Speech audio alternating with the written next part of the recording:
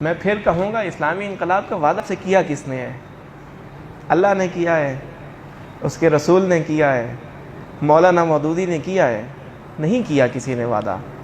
وما علینا الا البلاغ المبین، آپ پر یہ لازم ہے، اسی کا سوال کیا جائے گا۔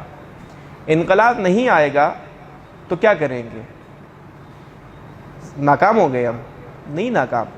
مولانا مودودی نے خود اپنے لٹریچر میں لکھا ہے کہ کتنے انبیاء ایسے تھے کہ جن کی بظاہر دنیاوی حکومتیں قائم نہیں ہوئی، بلکہ زیادہ تر کی نہیں ہوئی ہیں۔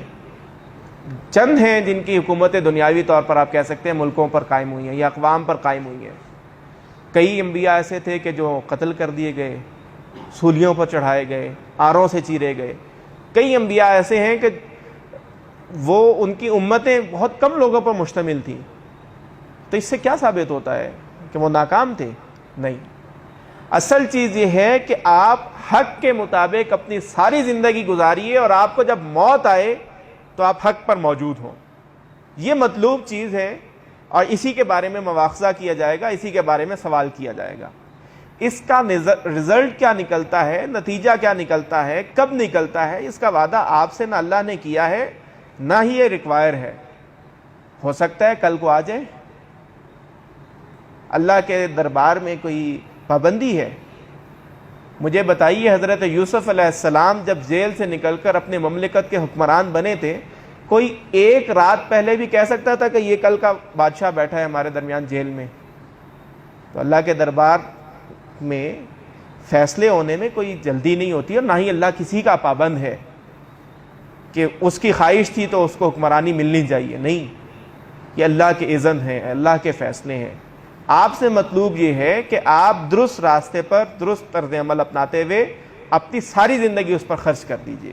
وہ ایک نبی کا تو مفسرین بیان کرتے ہیں کہ محض اس لیے قتل ہو گیا کہ بادشاہ کی محبوبہ نے کہا تھا کہ مجھے اس کا سر چاہیے، تو وقت کے نبی کو قتل کر دیا گیا ایک فحشہ عورت کے کہنے پر۔